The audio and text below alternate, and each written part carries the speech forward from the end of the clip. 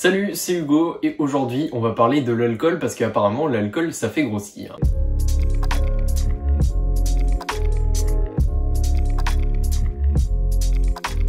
Donc selon alcoolinfoservice.fr, l'alcool c'est cool parce que, je cite, consommé à faible dose, l'alcool procure une sensation de détente, d'euphorie voire d'excitation, il désinhibe et aide à s'affranchir de sa timidité, il libère la parole et contribue à lâcher prise, les réflexes commencent à diminuer. Donc selon Alcool Info Service, apparemment ça a des effets bénéfiques sur le corps, pour s'amuser en tout cas. Il y a un gros mais à cette phrase, puisque consommé à plus forte dose, l'alcool provoque l'ivresse, jusque-là je vous apprends rien. Elle se traduit par une mauvaise coordination des mouvements, élocution troublée, une diminution des réflexes et de la vigilance, un état de somnolence, trou noir et pouvant aller même jusqu'au coma éthylique, voire la mort. Donc coma éthylique, vous vous étouffez dans votre vomi, t'as vu, c'est pas ouf. Mais du coup l'alcool au final c'est quoi et qu'est-ce que ça a comme effet sur le corps? Avant de répondre à la fameuse question, est-ce que ça fait grossir? L'alcool c'est de l'éthanol qui est dilué dans de l'eau le plus souvent pour faire des boissons alcoolisées. L'alcool c'est la molécule. Mais justement c'est cette phrase là qui permet de dire l'alcool c'est de l'eau. Mais quand tu bois une boisson alcoolisée,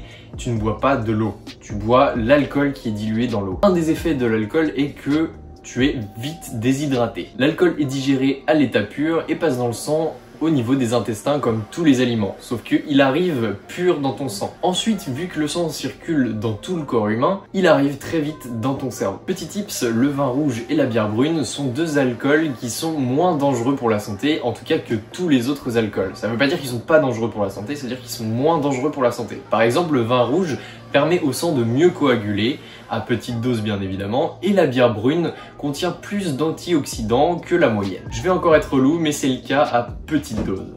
Maintenant on va voir vitef ce que ça fait quand ça arrive dans ton corps. Donc tout simplement les reins produisent plus d'urine, donc les reins c'est ce qui sert à filtrer toute l'eau que tu as dans ton corps pour ensuite l'évacuer sous forme de pipi, d'urine. Et en fait les reins quand ils sont déshydratés ils ont besoin d'eau pour filtrer tout ça, et en fait les reins vont aller chercher de l'eau là où il y en a dans ton corps, parce que l'alcool on a vu ça déshydratait, du coup il y a moins d'eau dans ton corps. Et forcément là où il y en a c'est en partie dans ton cerveau. Donc étant donné qu'il y a moins d'eau dans ton cerveau, et ça va créer une migraine, d'où la gueule de bois du lendemain de soirée.